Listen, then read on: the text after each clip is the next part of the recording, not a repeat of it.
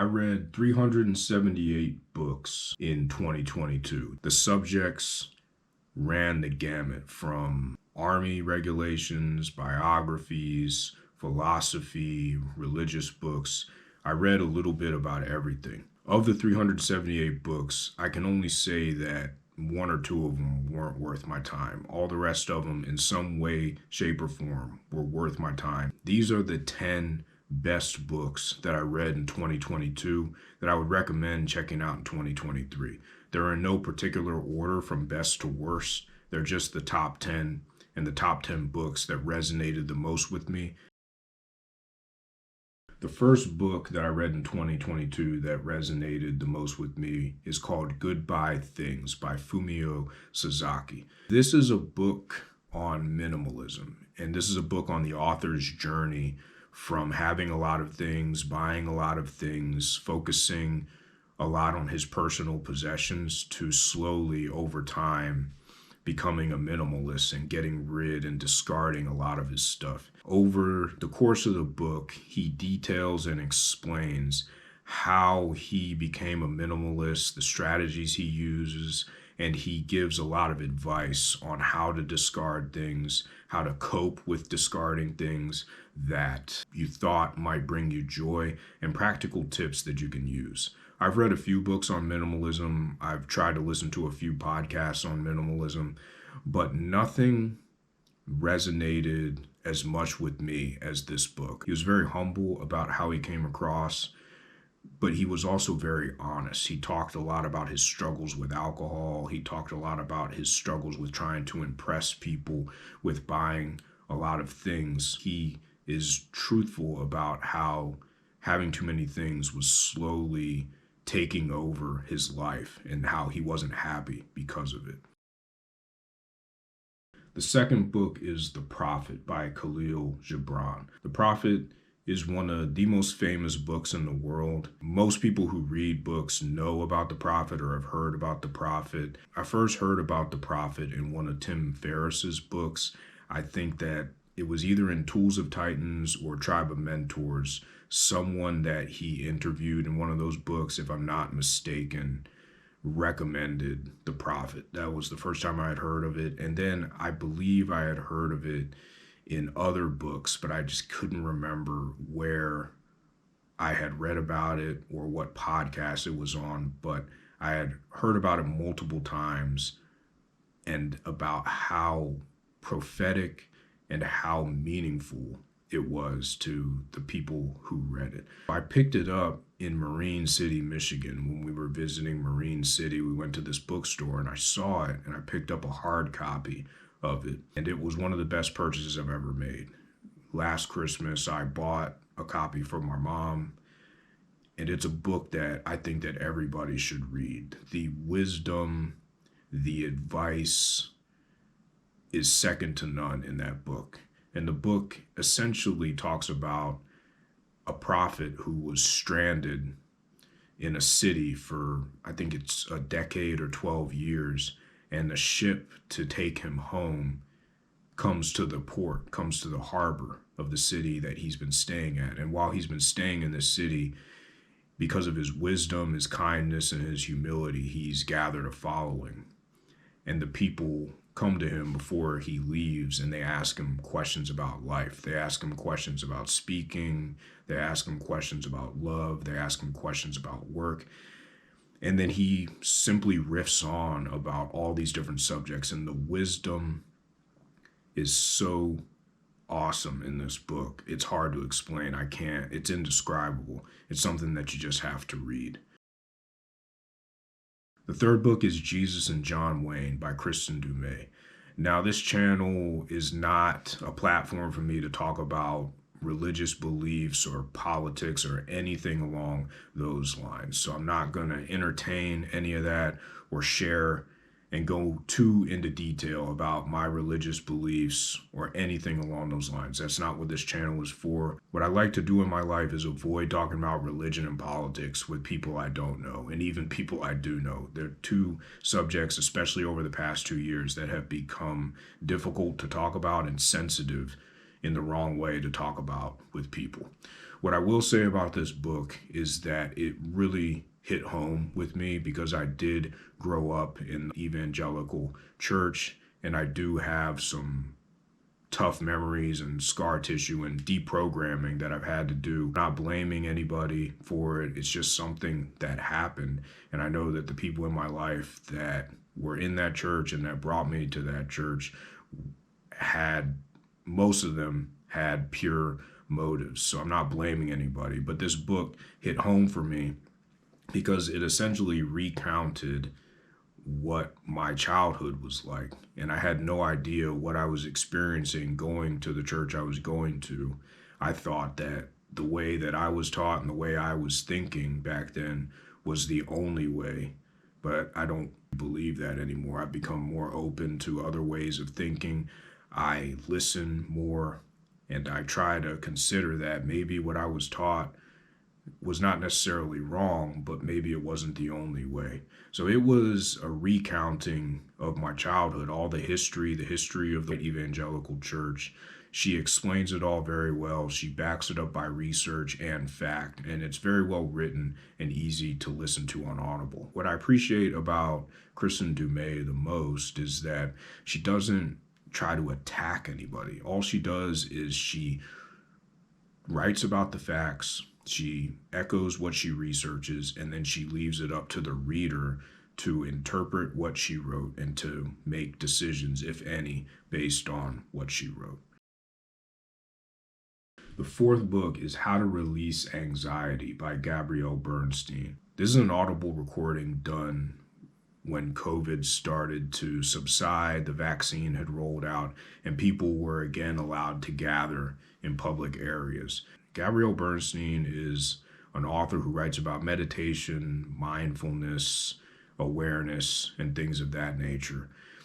This book resonated with me because, number one, she is a fantastic speaker. She's speaking in front of, it's got to be hundreds of people, and she's just a fantastic speaker. It also resonated with me because she also, in this book and in this speaking engagement, offers a lot of practical tips for reducing your anxiety, like tapping. She has this exercise where if you're feeling excited, if you're feeling anxious, you can just tap on your fingers like this. And then she has this mantra that goes, "Peace begins with me."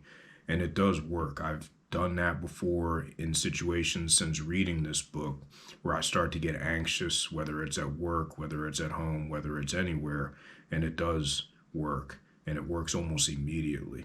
She has a lot of great insight and a lot of fantastic wisdom. Again, this is another book that is free with an Audible membership, so definitely check it out. The fifth book is another free audiobook with an Audible membership, and that is Upon Reflection by Sting. I am a huge Sting fan. I love Sting. I think that he is one of the most talented, if not the most talented musician on the planet. He is just absolutely awesome. What I love about this book is how honest he is and how clear his vision was for becoming a musician. One of the best quotes in this book that I will never forget is when he was offered to be the lead singer and guitar player for another band, and he told them, "No, I'm not interested. I want to be a lead singer who plays the bass because I want to be different. That is exactly what I want to do, and I'm not going to settle for something else." And that's exactly what he ended up doing. There are not many people who can sing and play the bass at the same time, certainly not as well as Sting. So when I heard that, I remember I was on a run listening to that. I thought to myself, wow, that is such a clear vision. He knew exactly what he wanted to do, and he knew he could do it, and he knew that he didn't want to settle for something else because he wanted to be a singer who played the bass, and he wanted to be a lead singer who played the bass. You definitely want to check it out, especially if you're a Sting or Police fan, because he is very articulate and he is absolutely inspirational in this book. The sixth book is an acquisition book, and it's called Getting Defense Acquisition Right by Frank Kendall. When you're in the acquisition corps, or you're in any functional area of the Army, you truly have to do more reading because you're expected to be a technical expert and you're expected to know your craft. Not saying that the rest of the Army doesn't have that expectation, but in a functional area, you need to be an expert. And that is what I am endeavoring to do being in the Acquisition Corps, because it is a highly technical field and you need to have the knowledge so that you can be relevant and so you can add value. This book is a compendium of articles written by the Honorable Frank Kendall, who, when he wrote the articles, he was the Defense Acquisition Executive, so the highest ranking acquisition person in the Department of Defense that advises the Secretary of Defense on all acquisition matters. And now he currently serves as the Secretary of the Air Force. So a very high-ranking person, someone who has been in acquisition for 50 years. He has a ton of experience. So this book is a compendium of articles that he wrote when he was the DAE. And why I like this book is that since it's a compendium of articles that he writes, you get to read about the same ideas that he has over and over again, so that it cements it in your mind what is the most important to him as far as getting defense acquisition right, making good business decisions, handling risks, doing all the core tenets that you need to be able to do as an acquisition professional. I don't know if anyone else who is not in the Acquisition Corps or not in the military would enjoy this book, but if you're interested in defense acquisition or you are a defense acquisition professional, I highly encourage reading it. The seventh book is Rationality by Steven Pinker. Steven Pinker, his mind is brilliant. He is humorous in his books while also bringing to the forefront excellent points and mental models that you can use in your everyday life. I think that the best principle that I got from Rationality that Steven Pinker offered in that book is the ability to think probabilistically rather than letting your emotions get too involved in your decision-making process. He talks about thinking probabilistically and spends a lot of time talking about Bayesian probability. What Bayesian thinking and Bayesian probability is using the past, also called Bayesian priors, to influence your decision making in the future rather than letting your emotions get too involved. And it's basically focusing on the facts and focusing on what happened in the past to influence the decision that you'll make in the future. It can get more complicated than that, and there's a lot of math behind it. That is the gist of it. Being able to read the book, listen to Steven Pinker's thoughts, and then being able to use probabilistic thinking in my work and my life, I found and continue to find highly valuable. The eighth book is Essentialism by Greg McKeown. This is a fantastic book. It's easy to read, it is easy to digest. Greg McKeown is a fantastic author. The way that he uses stories to illustrate and drive home and reinforce his points is something that not a lot of authors are great at. Greg McKeown does a great job. He starts the book by talking about one of his bosses who told him that he needed to be at work rather than being with his wife when one of his kids was born. And that's how he kicks the story off. And at that point, you are immediately drawn in because you're thinking to yourself, wow, that is a crazy story. And I want to hear more about what this guy has to say about essentialism, what's important, what's not important, and being able to prioritize your life so that you can do what needs to be done and what is truly essential. Throughout the book, he shares several stories about himself and others. He uses those stories to give advice and reinforce the point of the fact that it is so important to be able to understand what is essential, and more importantly than that, being able to stand up to people and say, no, I'm not doing this, I need to do that, this is more important, this is not as important. Having that skill set and then being able to stand up for yourself are two things that he details in the book and that he gives practical advice on how to execute toward.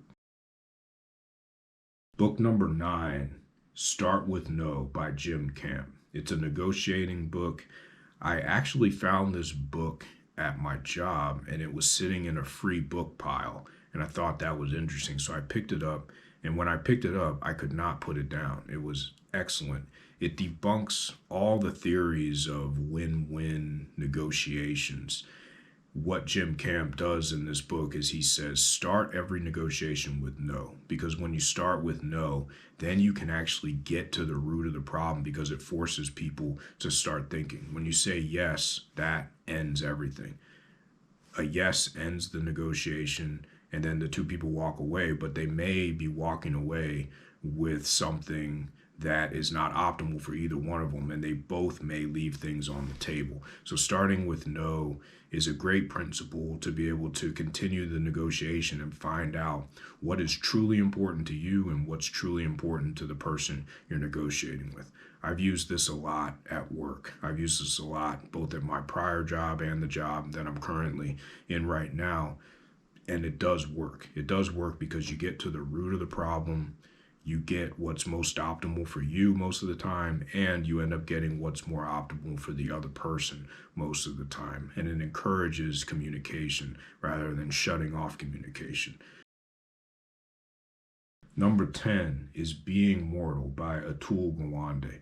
Out of all the authors that I have listed in this video, Atul Gawande is probably the best of all of them. And that is a top compliment because all the authors in this list are excellent writers and excellent storytellers.